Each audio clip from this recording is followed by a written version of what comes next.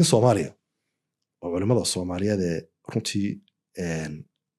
dhuhuurka iyo muuqashadana nacba culimada callaamana ahaa runtii walaa nusaki cala allahi axadan aan isleenahayna nin taqiya oo saalixa buu ahaa dad badan oo laga yaabo barnaamijkan ay dhegeystaana ay garan doonaan oon rabin magaciisa inaan sheego ayaa berigii Soomaalida Itoobiya iyo dagaalaadkii islaynayeen ayuu wuxuu ka yimid Soomaaliya ka yimid Itoobiya yimid maadaama oo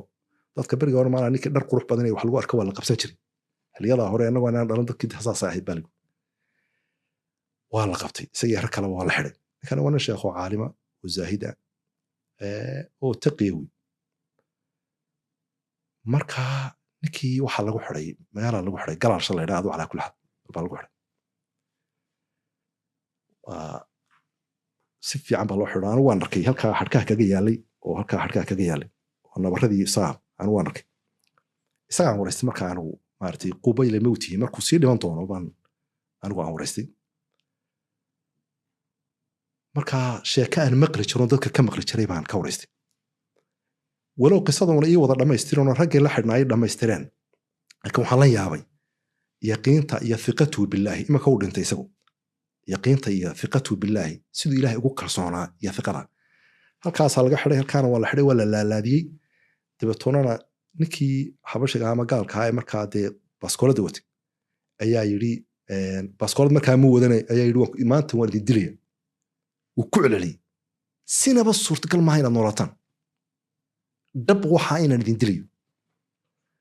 sheekhi waa qoslay markaa wuxuu igu yiri waan qoslay qosolkayga aan qoslay ka yiri ka cadhooday markaa maxaad ku qosashaan ku markaa waxaan la yaabanahay ninkan miskiinka ee makhluuqa ee tawarta lahayn wuxuu ku hadlayo wal ilaahay baa yiri ana al muhyi wal mumiit ana wahdila ana wax nooleeya ninkan wuxuu ku hadlayo ma wax loo xal maxfuudka aan ku qornay markaa sameynaya markuu sii waday waxaan ku ur beenaatay sida aad moodaysan aad wuxuu hubto waxa kama jiraan uu cararo soo caraysan marka horeba uu caraysnaa buu ayuu wuxuu doontay baaskooladiisa qisadana waa qisad dadkii joogayna dadkii maartay joogayna meesha la xidhan la garanayo dadka badan oo dhageysan doonaan ay garanayaan culimo badan ay garanayso ala kulli xaal baaskooladii buu doontay baaskooladii markii uu doontay ee uu soo galay subhanallah meel ay ka timid shinni aan la garanayn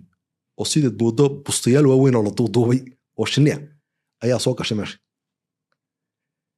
ninkii baaskoolada watay ilaahay waxbaan dilaya min halka ilaa iyo halka shinni baas ku duubtay dibatoona wuxuu ku washay kafuray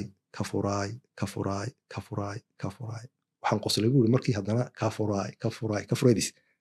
haddana qosol yaab كفوراي مسكين يعني مسكين سكولد يا مخلوق فكرة تقي تعبان صح وعجيب يعني ومخلوق وعجيب تقولتي سوى قرينا ومخلوق مركا والله ياب وعجيب ويرنتي مركا وحور مركا isagoo kafuray waa laga furay markii laga furo sheekhu soo istaagayna ninkii waa meeyit waxaan la yaabay ninka dhagax weyn lagu dhufan xabad lagu dhufan waa shinni shinni inta laagtana waa dagaalka warig shinni baa dishay ninkii shinni baa dishay ninkii baaskoolada haystay ee askariga ahaa ciidamada haystay shinni baa dishay marka horta yani sheekha hadda waxaan u tilmaamayaa athiqatu billahi kalsoonida ilaahay ku qabay subhanahu wa ta'ala